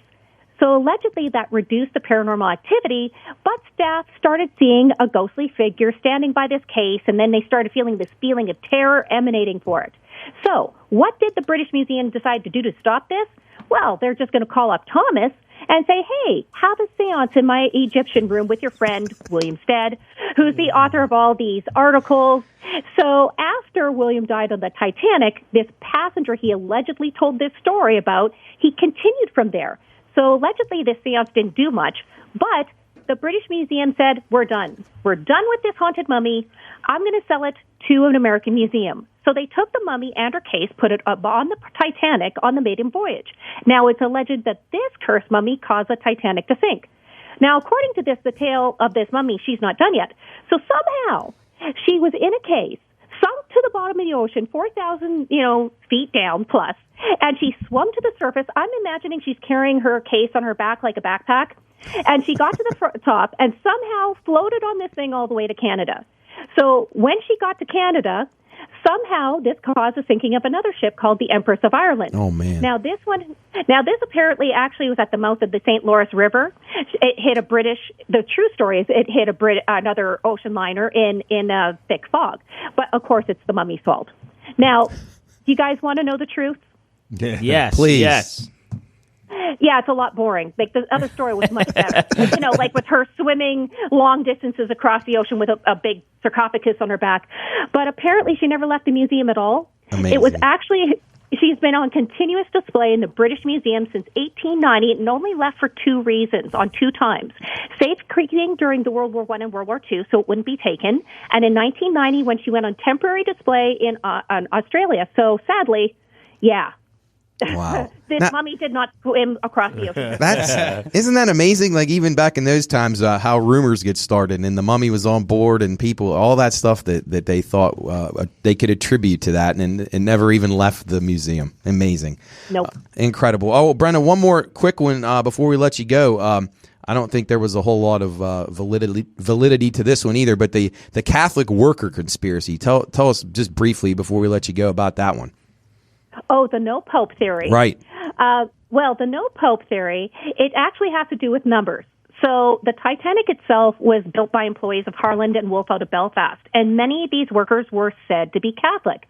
So apparently these Catholic workers started to get upset when they discovered the ship's number of 390904. When you view it in a mirror, it reads as no pope. Now, as you guys know, he's the Bishop of Rome, the head of the Holy See. That's the Catholic Church's central government. So according to this theory, this ship's number saying no pope actually predicted the doom. But is it true? Well, late historian of the Titanic, Walter Lord, he said he started to receive letters about the whole no pope story in the 1950s, starting then. But here's the thing. If you actually look into the Titanic, there is no such number that I said that was attached to the Titanic. Sure. On the hull of the ship, the number 401 is painted, and that is the shipyard number in Belfast. The ship's Board of Trade number was 131,428. Now, here's the biggest clue, though, that this tale is a complete farce. By the time the Titanic was being built, there wasn't actually Catholic workers at Harland and Wolff because the company drove away all their Catholic employees in the late 1800s and only hired Protestants. Amazing. That's just incredible stuff. I could talk about this for hours, Brenda. You've been so kind to us, and we appreciate you joining us so much. I think Coach has one more send-off for you. Now it's all said and done. You've given us all. What's your true belief? Just an accident? I think it's just a horrible accident that went wrong. It was a bunch of really bad, kind of you could say the same thing for the Titan. A lot of bad engineering, a lot of things being tested, and it's almost like, when you buy a brand new iPhone, for example, and you're like, should I buy that iPhone or should I wait until all the updates are done? They should have waited for the updates. Well, we'll end on that note. Great analysis, Brenda. Thank you so much for joining us again. We'll hope to catch up with you down the road, and I urge everybody to listen to your podcast and take care of yourself. Well, thanks for having me on. It's a bunch of fun to hang out with you guys. Tell Gizmo he said hey. Yeah, best to Gizmo and stay I'll safe. wake him up. No, don't do that. I will wake him up and I'll let him know. Don't do that.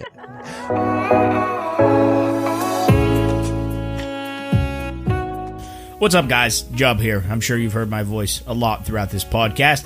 But if you made it this far, go check out some of our other stuff. Come on.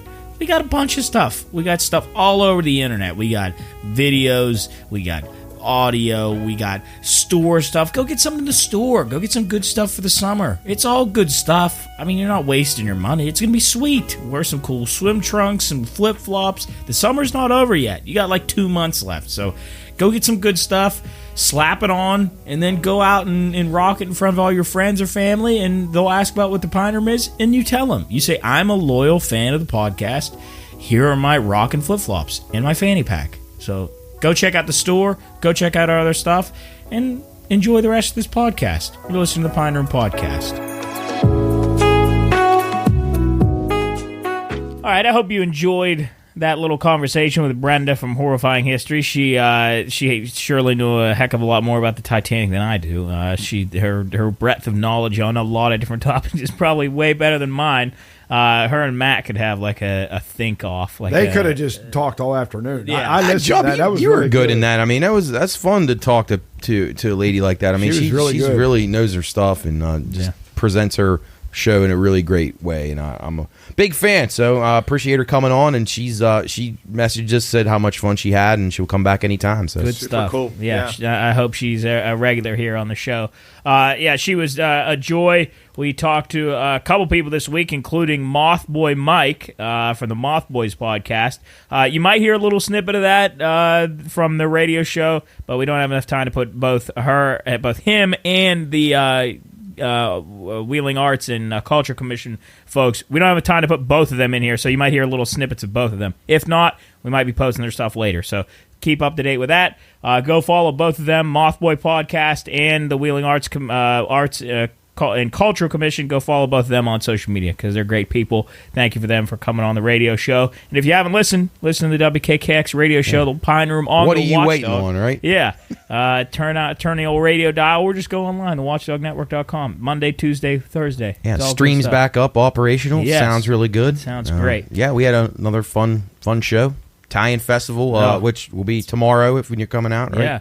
Yeah. If you're interested in coming and seeing us noon to 3 or listening, you can listen on thewatchdognetwork.com or actually on the radio. We're going to be doing a special Italian Fest radio broadcast from the Italian Fest. We're going to be in the parking lot. We got our setup there. You can come see us at the Italian Fest. I'll be over here in the studio, so you're not going to be seeing me. While Mark and I and Jared will be in 95-degree heat. Chris, you want to stop over? What parking lot are you talking about? It's right across the street here, like caddy corner, around the corner. Yeah. As soon as we have a sales meeting Friday, it should be over by 2. I can zip down. I'd love to sit in with you guys. Join the last segment, Yeah, we got that, and then we're going to be talking to some, probably going to talk to some people at the Italian Fest, doing that for a couple hours, and then going to enjoy the day. The problem is your dad doesn't know anybody, so we won't get any walk-up guests. That's the problem. They'll probably be standing in line. That's our problem with doing things live. We tried to do that in West Lib that one time when Jarrett played, and every other person was, "Hey, how you doing? Right. How you been? Hey, what's Del, going on?" Geez, oh boy. But if you go down there and you're going to come visit us, you better call IC Cab and get your ride, because I would not want to park down there. No. It's going to be an absolute mess. No, and you can call arrange IC it now. Cab.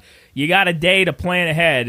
You can call 304-232-1313, or you can go online to iccab.com/contact, and you can go in and put in your information. Tell them you're going to come. You want to be down. You want to be at the Italian Fest at 12:30 on Friday, and they'll come pick you up, so you don't have to wait around for a cab, and you can come zip right down to the Italian I tell you Fest. what, I swear to God, there's not a day that goes by where I don't see at least 1 or 2. Agreed.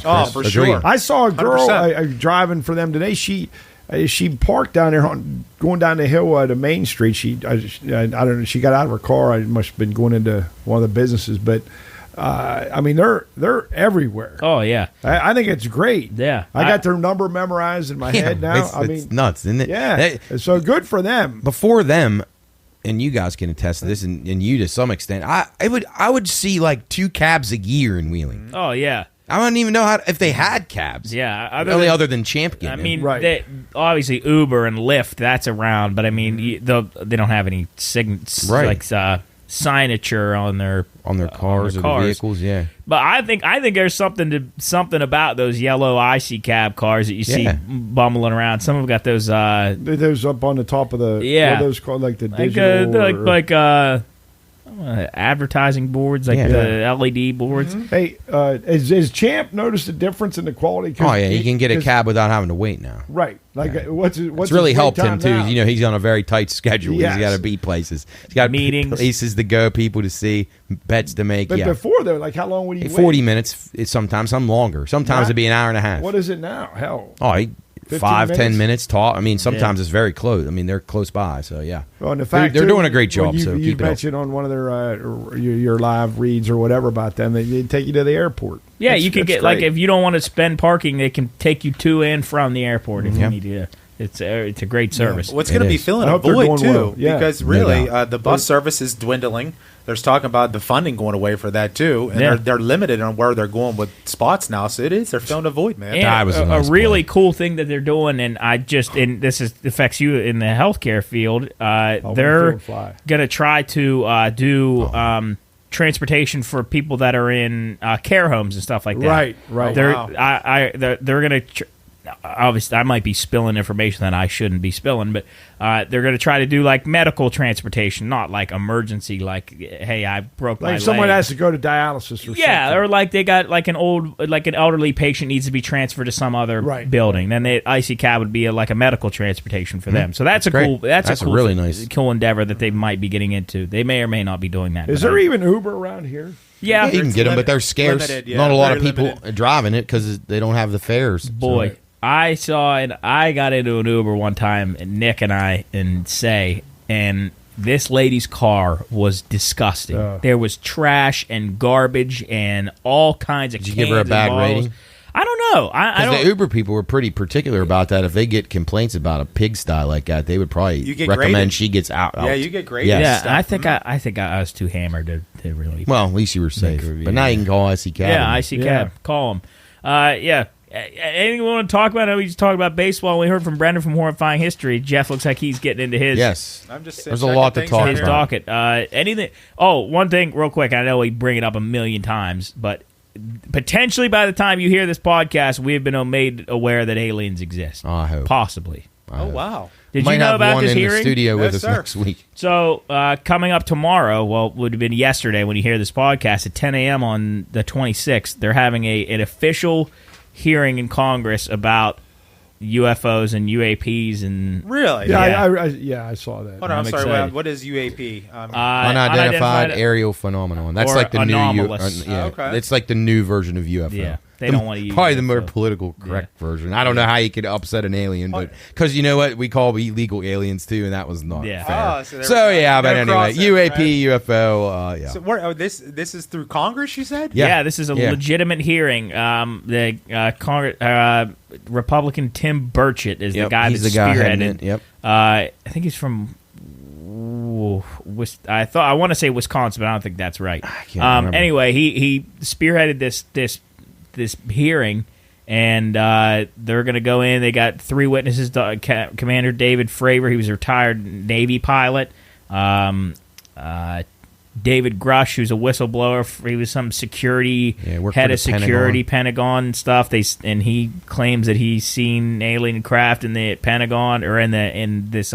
Intelligence reports Yeah. that basically solidify that That's there is wild. So extraterrestrial. 10 a.m. Go check and it out. extraterrestrial equipment has been recovered by the United States government multiple times. So, Well, Wow. going to be interesting. That's interesting. And if they're aliens, there's the world. There's probably chaos everywhere right now. There's probably cars getting flipped and. It's like Independence. It's the way of I the was gonna world say, now. here comes the end of the world. Yeah, Christ, pretty they let much. that shit come. They might be friendly. Yeah, I think that. I think we'd have a. Plus, good I time. know there's some of them living in Wheeling, so they haven't heard us yet. 100%. Yeah, 100%. Oh, wanted to say, had a great time at Picklesburgh.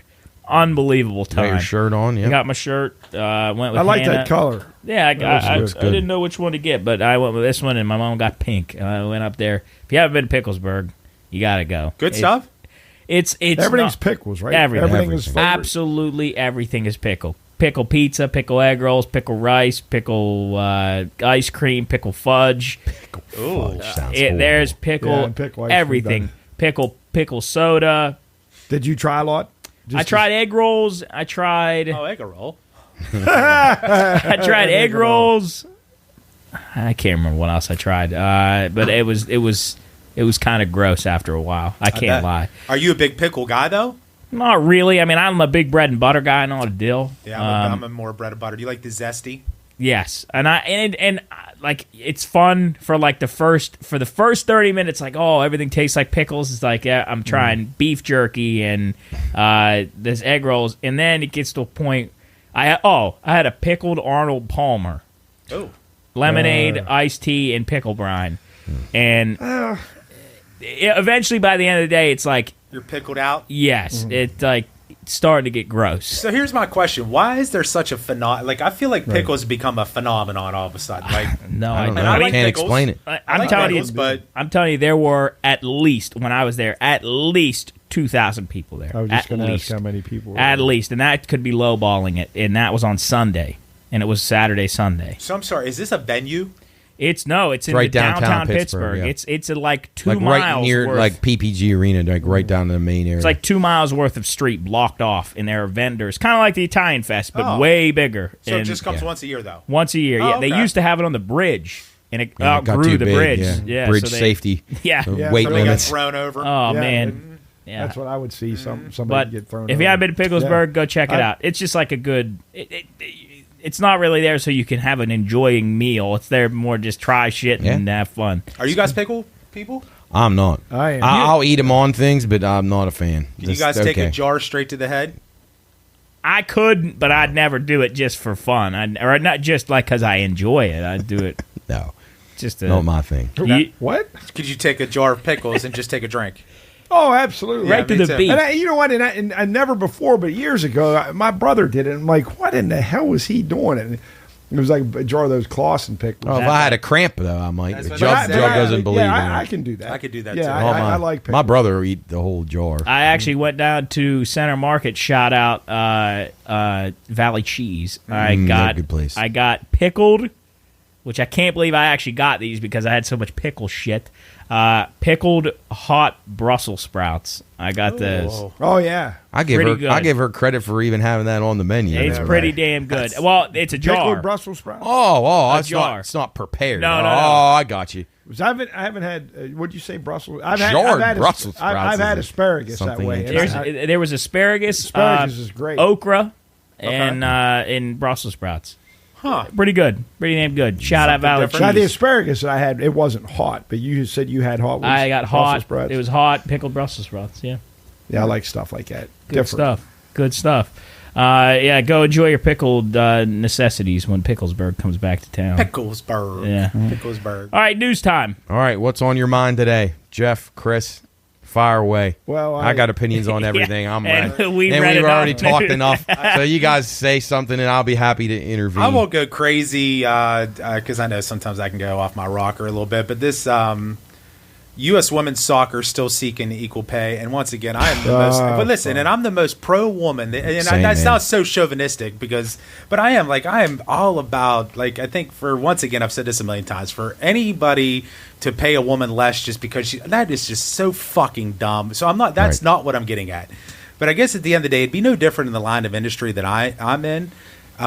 Depending on your building size that you manage is depending on the amount of pay you get. Correct. So this is no different. So the fact of the matter, the amount of revenue that comes in is going to be based off of how much people are going to get paid. And so I don't understand why It's not the same job. It's not the same job. It's not apples to apples. And does it suck? It does suck that maybe women's soccer isn't as popular as men's soccer. I mean, yeah, but that's nobody's fault to be compensated the same. Or that's not a rights thing, in my opinion. It has nothing to do with that. It just has everything to do with the amount of revenue that's coming in. It's just not an equal product. It's not an equal product. Exactly. So I don't fucking get it. If there is no question, if it was the same, the gate receipts were the same, the television contracts were the same, that they would pay these girls any less. That's not possible. These TV companies, they want it to be that good. They wish it was on the caliber of a men's World Cup.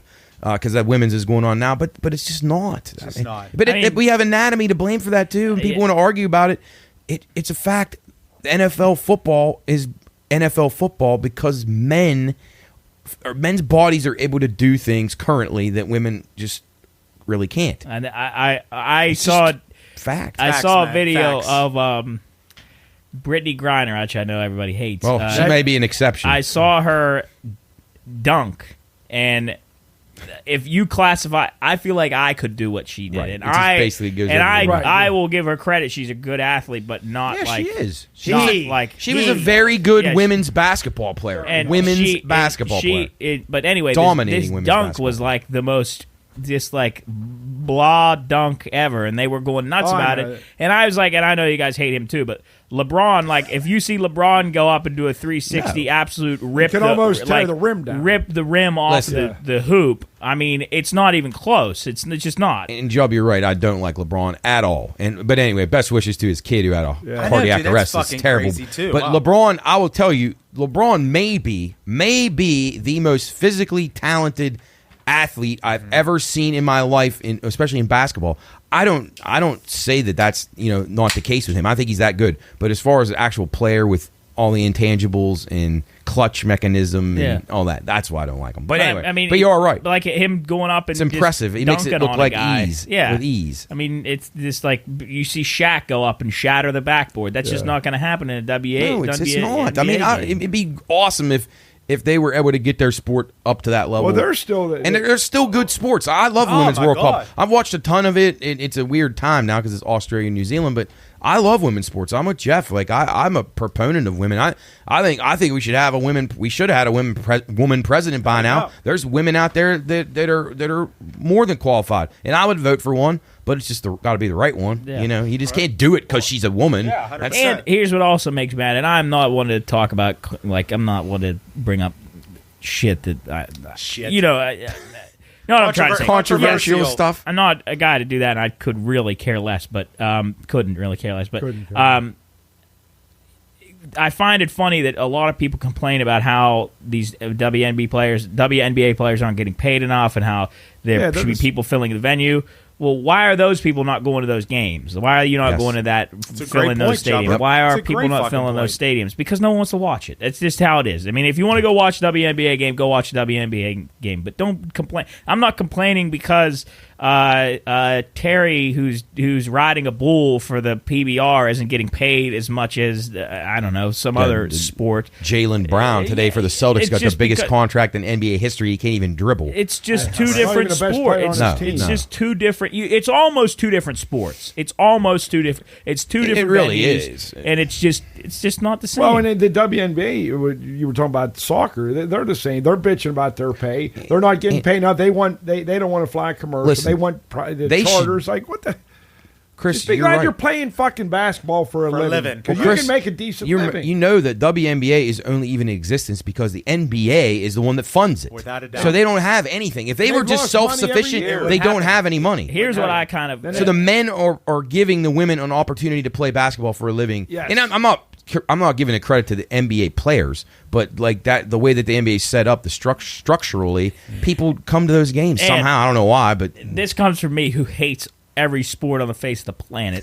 I couldn't care. Again, I couldn't care less. But I kind of attribute this: if you took WNBA and you put it in a vacuum, and that was the only sport that was available, then people will watch it because there's nothing to referencing to. Correct. It's like me watching Game of Thrones and then going to watch, like, I don't know, some $200 budget TV show that's trying to emulate Game of Thrones. I'm not going to spend my time to watch it. Now, if that was the only thing that was on TV ever, then maybe I would watch it because there was nothing else on. It's a good It's comparison. just because it's not as big. It's not as good as quality. The Game of Thrones has a $1 zillion budget with great VFX and great actors, and, which would be equal to the athletes. And not to Exactly. take anything away from the women athletes. No, and they're great at their sport. and that's the thing. I guarantee they're all great people. They're all. I mean, well, some of them, but. I wouldn't go that far. But I mean, I wouldn't go that far. That one with there's green people- hair, she's an absolute idiot. Like in the organizations, are probably good people and good. It's just not the same product, and that's nothing. It's not against anybody. It's not. And like I say, I'm very pro women's sports. I like women's sports, but And I'm not. sure there are people that go, "Oh, they're women. They don't deserve money." And see, But- that's but- not the reason that No. my argument or Jeff's or because anybody. Those are the fucktards. Those are the Those are the idiots. people that could Yes. have no fucking business even being on Yes, this earth. yes, Period. yes. But actually, Because if they think that thing about women in sports, they think about women like that in Period. society, Yes. and they're idiots, cavemen, morons. so even we'll take it. So you said that they're all good people, Jobs. So The Peking man, The one that's above this bullet point is the Megan. What's that? Megan Rapinoe. She the soccer player? Fuck. Yeah, Chris loves her. That's why I don't. Go ahead, Jeff. No, it's all good. I'm just gonna say, I think I think our world lacks this. We all talk about self-awareness and all this happy horse shit, but a rational statement for anybody. This is probably the most irrational thing I could ever hear. That she says trans women are real women. Yeah, they She asked says her. that and believes it. They asked her if she would be okay with a male, born male, transitioning. Jeez, sorry. Right. I was not trying to be a dick about that. I was actually trying to think of the right word. Transitioning to take a woman's spot on the World Cup team. She said she'd be fine and with she it? said she considers them to be women. Yeah. Okay. Yeah. But that's her spot hasn't been taken, so it's easy for her to say that, I guess. I just now. can't believe how irrational you have to be as a human being To think that's to be able to think that that's just okay. And the thing is, her taken her away from teammates girls. cannot support her on that, but they can't say anything. I tell you what, there's they'll a be lot- blackballed. if Right. they There's did. a lot of women That's coming out fucking now. bullshit. It is a lot of, and I hate to make this, it's not about looks, but there's a lot of beautiful, beautiful women now that are coming out and trying to bring back like women. Yeah. Like Right. trying to like, hey, the fact of the matter, You should be proud that you're one. We worked so hard to get to this point in the 21st century. Now people are trying to fucking take it away indirectly, not directly, just indirectly by having a man say that it's okay to be a chick. So there's a lot of women out, and good for them. They need more of them to come out and be more voiceful. They do. And tell They people, do. hey, you know what? It's okay to be a woman. It's okay. It's okay to be a man. It's okay to be a woman. Go ahead, And man. Megan, I'm sorry. No, you're good. That was great stuff. And Megan Rapinoe, she deserves a lot of credit.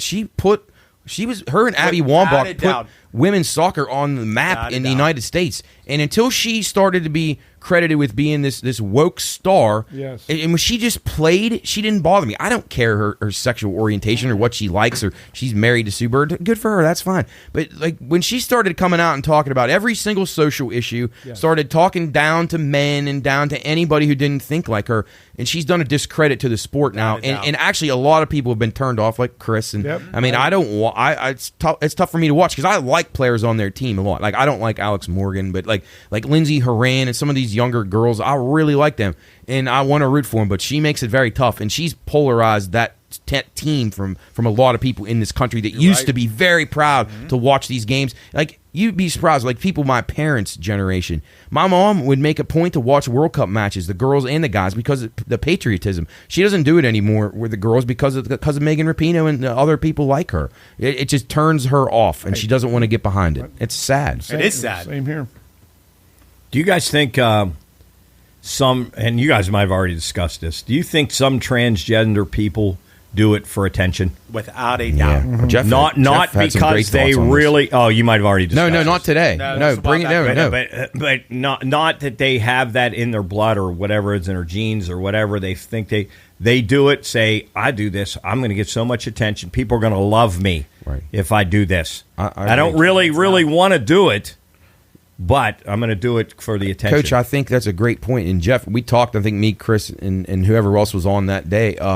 But I think it's a really good point because you're starting to see. I never really knew this was a thing, but how many people now they're coming out in whether they're talking to media or television stations or print media, television stations about they regret doing it. So that to me tells you it's like a phase. You know what I'm saying? We all did phases of stupid things, and like we talked about it, like in our high school lives, like we were into this. We look like idiots. Like we're like looking back now, like what am I thinking? 100%. But like you're right. Like it's almost an attention thing, and you have people who have then transformed their bodies, and they can't get it back to what they had. And the growing number is just it's not normal. It doesn't seem even if there's that many people that want to do that, it seems like it's forced. There's too many of them. Right. It's just now. And do you guys think it's more men going to women or women going to men? I wouldn't have enough data on that. I think it's men going to women. Actually, that if you were a gun to the head, that's how I would answer. I would answer. And I think some of those, and you've seen in high school where they've allowed the restrooms for both sexes, I guess, and then a guy that pretends to be a girl goes in there and is sexually assaulted a girl. Yeah, and that has happened. They don't want that. Like people that are pro that movement don't want those stories to come out. But they're going to come out. Like you're going to have predators in all walks of life. Mark, you're totally right. I just think there's guys that are sick to say, well, hey, I could get myself into a locker room or bathroom with true girls, too. So absolutely. Well, it's like pedophiles going to his playground. And I don't want to get too deep in this, but I think it gives them a sense of power too, because they really have all the rights now. They do. They have all the rights, and I don't want to get it. I don't want to get it deep into this because it's it's a frustrating topic, and again, you try to educate yourself about it and have. They have more rights than we do. Absolutely. I'm going to make a very shallow statement. It's probably not, well, it's going to be very shallow. And first and foremost, the disclaimer: I do not think by no means am I God's gift to women because I'm the furthest fucking thing from it. But so this is my disclaimer. If you guys notice, most of the people that are doing this are very, very unattractive people. Mm-hmm. And there's probably a self-confidence thing, and like Coach said, maybe it is to get attention that they couldn't get otherwise. And again, I'm not trying to make light of it. No, I know. If someone is like really genuinely wants to be that and really believes they were born wrong, I still don't believe in it. I don't either. But that's your choice. But they're doing it for the right reason, right? Because they really believe it. But I think there's a lot of people that do it. There's a lot. Most of them are unattractive men that want to become women to maybe dip their toe in the water. That hopefully they're a little bit prettier. I don't know if that's the case, but it's just very like when you see these men that are dressed up as women, man. It's weird. I also do fucking crazy. Weird. Do you guys find it weird when like I had trouble, and I'm not trying to offend anybody when I because I'm trying to learn, and if someone wants to call our show or come on and talk about it, I would absolutely love to find out more. But if you're a born man, you transition to a woman, but then you date men, like biological men, so wouldn't you just be better off just being gay? Yeah. Well, because to me that discredits the gay community too. Yes. Like I wasn't proud to be that. I'm now going to pretend I'm a woman so it looks more normal that I like. I mean, I don't know. I mean, maybe I'm way off on that, but it's something to to talk about it. And again, I don't understand how that goes, but to me, I don't feel like the LGBTQT blub, all that stuff should be lumped together, to be quite honest with you, because I feel like some of that stuff is more extreme. Okay, if you're born the way you are and you're sexually attracted to the same sex, okay, again, not my beliefs or whatever, but like you can do that. Okay, no one's saying you can't. But then you're now trying to change who you are biologically. If you truly believe you're attracted to the same sex, isn't that just enough? Just be gay and get on with it, because there's a lot really more good gay point, Matt. people. Yeah, right. I don't know. It's just something I think about. Like I just feel like it's a discredit to that. It's just like with the people. When you talk about racial things, and it's like, don't cheapen racism, because there are people out there that are horrible bigots. Like they're terrible people, and it's not up to us to judge them. So whoever they are, they have a right here to be hateful in this country. That's their right. But you don't have to. I just feel like when everybody's labeled a racist, I'm a racist because I like country music and the Jason Aldean stuff. Like that stuff, it cheapens the movement, because there is things out there that need to be addressed, and there are hate crimes, and that stuff's fine. Like you don't want to see that happen, but I just feel like people do a disservice to the movement they're behind, because they don't want to. They would rather just be hateful towards everybody, and they're the ones that end up turning out to be bigots, to be honest. All right, Joe, we bored you to death. On a positive note. On a different note, I just took the tickets over, and when this podcast comes on, it is going to be ragingly hot, and it is getting really bad out. And this is a Tuesday, and it's right now. I walked over there, and it's starting to get bad. And the game just tipped off, right? And when this comes out, Job, it's going to be your not kind of weather. Yeah, he'll have 9 fans on him, like the ceiling fan, other fans in the room, the ice pack on his back. I thought it was another B word. Ice pack. Well, that could be too. Yeah. He might dip himself in liquid nitrogen. Buck naked in the bedroom. That'd boy. Job. I couldn't do that though, because then, you'd be taking care of your knees.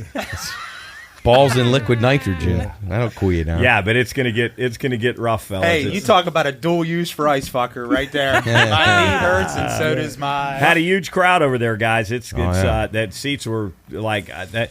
I think if the West Virginia wins tonight, Thursday, when this comes out, it's going to be a sellout over there. If they play Marshall, there's no doubt it'll be. Is this or the pit tonight? team? Really. Is it on ESPN Plus? This game? Yeah. Okay.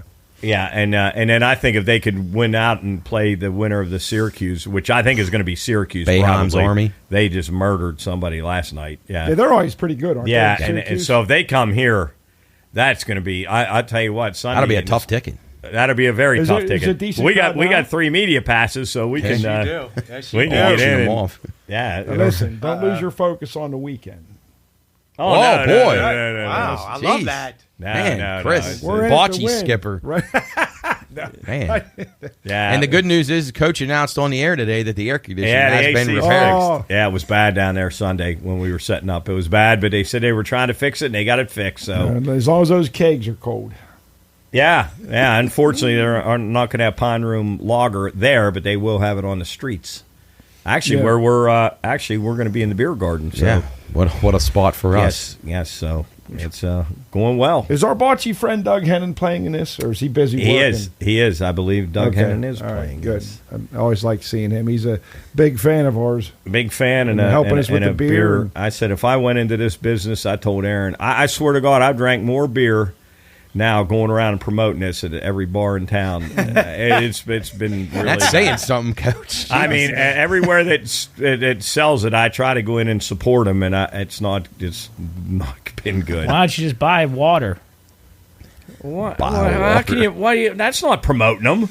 Well, you're not promoting the restaurant if you're just drinking the beer. What do you mean? I'm spending money. Well, no, you said promoting. What's the word? Supporting. I'm sorry, supporting. Just give them $10. Oh, here's $10. I'll have the water. I love the beer. I love the beer. It's win-win, is what he's saying. I love the beer. Well, this fly won't go away. Yeah, What's his name? Thad. I don't know. Thad. Freddie. Thaddeus the Fly has now entered the studio. All right, we got to run, guys. Job, real quick, I want to tell you that I gave a beer to the guys that are on Seth Stasky's show. JR and coach, St. Clairsville's coach Ryan Clifford. Ryan. He caught me over there, and I gave him one. He said absolutely loves it. He's coming over here and buy some. He said it absolutely loves the beer. So. Well, I can't wait to taste batch 2. Well, yeah, when they told me. Jared said I asked him if they were going to have it at the Rails and Ale in Huntington, which is the biggest craft beer festival in the state of West Virginia in second week in August. He said, yeah, but he's afraid they're going to sell out. It's going to be sold out before then. The second batch gone. Oh, wow. Yeah, gone.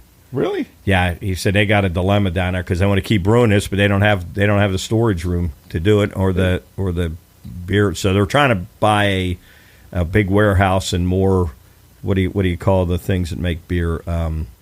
If I heard the word, vats, casks, it's something like that, but it's an actual word for it. So they're not going to have it at our brew thing? At our Brewfest? Oh yeah, Right? Because they sent stockpiles. They sent the most of it up here because they knew it was killing up here. Okay. So Aaron said we'll be good. I hope, but they are going to continue to make enough to send up here. Okay, but we need them to get space down there so they can send it all over the state. So it's not. I was going to say it's not in every part of the state. It is right now. Yes, so it's even down south. But Charleston didn't have it at the Foam at the Dome last Saturday. Foam at the Dome. It was at the Capitol. Really? Yeah, Foam at the Dome. They said it was a big thing, but they didn't have it because Charleston's distributor was out of it. Oh. Yeah. So it's even down in Welch, Chris. McDowell County. Hey, man, I wonder if they have it in Hico. That's right. Hico where the moth. Yeah, moth boys where they're going to have the cryptid batch 3. Was that you that sent a picture today? Was that Michael Grove that sent the picture? Oh yeah, I sent it to Michael. You guys see that? Dinner, his post game meal. Yeah, his post game meal. By the way, he threw unbelievable. Yeah, he was great. Struck his first 5 guys out. I watched the first 2 innings. Did you see him strike Vlad out? Yeah, he was awesome. He struck Vlad out. He had those guys pitches. all guessing. I mean, George Springer. I mean, he had a really good. And of course, they didn't get him any runs. And then they blow it in late. But he pitched well. They lost in overtime, Chris. Yeah. They didn't get enough points. Too many fouls. They didn't get enough points. How many points did they lose? 7 to 8? By 3. Yeah. Who was that? Chris, we were the other day, and I said, if you ever see it's the worst. The losing score first. Job. Oh, it was Hannah. We were playing bocce with Hannah. Job and Hannah were playing Jarrett and his mother, and I said, "What's the score, Hannah?" And she said 3-5. I said, "Hannah, I'm gonna tell you right now. If you ever do that again, you are barred from this family." The only sport you can say that in, and it's only in this sport, is tennis. Like love 15, like in a serving situation. That's the only one. Oh yeah, when you that's it. Okay, yeah, like if the server is down. I told her, John, she's barred from. If she ever does that again, she's done. I sent her a study guide. She's perfect. You're the right guy for the job. Very, very detailed study guide. Like, I'm I'm thinking Cliff Notes. Say this. Little Cliff Notes. Hannah, good. say At least she's not a sports reporter on the news, like I've said before. Post 1 comes back to win 4-7. And that has happened. I know. Our girl got mad at me for critiquing her about that. We won't mention her. John, are you and Hannah? You could mention her. No. Yeah. Are you and I do like her. Hannah going to get a fantasy football team together? Yeah. Yeah. Hey, Chris. Hannah's hard. The Pine Room. We're gonna have a fantasy league in the Pine Room. You got to be in. You and Hannah together. That'd be great. Well, that'd be good. Don't ask for a trade. Or actually, here's your first pick. Huh? Who you got the first pick? LaDainian Thomas. That's good. I was got to say Peyton Manning. Hey, but you can decide between you if you want Hannah to be your partner or Champ. Hey, Chris. He wouldn't have taken the kicker from the Dolphins, Pete Stoyanovich. Or we drafted Tim Minow, and he had a dislocated elbow and was out for the year. Gil said, you guys know he's out for the year. I like when you guys took both running backs from the Chiefs. We had Barry Ward and Christian Okoye. No, Donnie traded for Barry. We already had Okoye. He said, well, I'm going to trade for Barry Ward. Because we know if they score, we're going to get the score. The Nigerian nightmare. Yeah. We probably traded Jerry Rice. Right. That was a great. Good boy, story. We made some dumb and you know moves. what? And I think that I think his rookie year, or maybe his second year, we drafted Troy Aikman the second, maybe our second pick. Jeez, and he was a horrible fantasy. Don't remind me. But anyway, Pete Stoyanovich, we took him like in the second round. Was that in that league that Joe said you get like 20 points for field goals? Like you get all those. You Nick get like Bedway, 5 for R.I.P. 50-yard. Wait, field was goal. that the big league? Yeah, Nick Bedway. $900 league. Yeah, right. Oh, But then I think we finished. But that then a last running back easily. can run 99 yards and he gets like 2 points. Yeah. Yes, but a kicker kicks 50 and he gets 5. Jeez, who it is? So Pete Stoyanovich, probably. Jason Hansen was probably real big in there. Gary Anderson. Yeah, Gary and Morton. Oh, Janikowski Morton. was huge because he. Al Del Greco, Kicking Chris. 70-yard field goals. Del Greco for the it was Houston one back then. Job, what do you think of this weather coming in to greet us here for the is it going to be really bad this weekend? Fucking not hottest day of the year on Friday. We'll be outside. 95. Did you Hey, guys we hear are the under storm the last shade. night? Yeah, that is a good spot. Did you hear the storm last night? I didn't. We even got know a it little was bit of thunder, but I didn't hear any rain. How did that affect your dog? Was she? Okay? I don't know. She slept with me the whole night. She's good. Okay. She's Well, I good. just know, with the I think fireworks. she's got used to it a little bit. Jeff, are you a festival goer? I haven't been in a long time. Matter of fact, I was thinking about that earlier. I think the last time I went is when WKKX was on the other Side of the building. street. Oh, in the corner. And we were down there, and actually that's when they moved the beer tent to right on that corner. So literally we were going in. It was hot that weekend, too, so we were going back and forth into air condition. Oh, wow. So that would have been literally probably, 10, 12 years ago. Really? Since the last time I've been down And there. plus with this heat now, that's going to affect the crowd. It's a shame, but it is what it is. Job, That's what are you why I going to like eat the- down the there? store Hey, to go I do want you guys to find out if that stand with the pepper the pepper- sandwiches. I want to get one of those on Friday. It's unbelievable. I got to You find got that. those last year, right? Those Yes. the stuffed pepper sandwiches. Yes. With the Italian bread? Oh, Yeah. so weren't that those good, sounds Job? good. Yeah, I enjoy those a lot. They'll probably be down there on the corner. Yeah. They'll be all right. So, Matt, I'm depressed about your peppers having a fungus. Yeah, or well, a Chris is blight going to or- have to carry us. No, My guys have respiratory failure. We're have in to trouble. Rely on Jeff, you grow a garden at all? No, sir. The wifey actually wants to. I told her Talk her out of it. I told her to have at it. No, talk her out of it. I said, You got a "There's- good yard for a good I do garden. got a good yard, but you know what? There's a really cool thing called a Kroger store. Well, I will say though, Or there's a Jebby is. significant difference. No matter how fresh you think the vegetables are, you No, get. it's- You're Yeah, right, I'm Matt. telling you, you pick them right off the vine. It's a little bit up, but I I'm get it. being Time facetious, permits. though. Time permits. I understand. No, Years you're ago, right. Like we stopped. One of our highlights now coming back from vacation is we stop in the same place now. We found this farmer's market. Oh, yeah. Good and stuff. old school, like truly. So yeah, I'm definitely down for it. Unfortunately, I'm just a lazy piece of shit and don't want to do that. It's a lot But of work. lazy strong, just time, man. Like you said, I time, know. time. And free Gotta time, prioritize. you don't want to be picking weeds out of a garden. do not. You want to have your ass in the Cigar pool. in the pool, In the with pool. a drag. Yes. Yes. Does that That's really my- make you a piece of shit? Probably that not, might but have probably not. I'm busy enough. Yeah. But I get it. It is nice to pick from the garden, and have fresh stuff. I get that. It is. I think there's a huge difference in tomatoes. Yeah. Oh, yeah. it's there's nothing like Can't find a good. You have tomato. those cherry tomatoes, and you can just pick them. I could eat them like Candy. popcorn. Yep. Absolutely. I'd go down to your house Yeah, just to eat 'em stop off by the and just try to skate. eat like 10 of them. All right, guys, we got to run. All right. All right. Jam-packed 40 show. What a minutes here. day. Yeah, we got to go. All right. Thank you for listening to the Pine Room Podcast, episode 68. We'll see you here next week. But until then, check out the radio station. Check out our live show tomorrow. You're going to be hearing it from the Italian Festival. Check it out on the watchdognetwork.com. And until then, we'll see you Job, here tell next them to time. get a Pine Room lager. Yeah, you can get a drink, too. Get a logger. Call an IC cab. Pine Room There Water. See you go. next week. Find it where you can find it. And smoke a stogie. All right. Smoke a stogie. Until next time, we'll Go see you here Mountaineers. in the Pine Room. Doing anything constructive.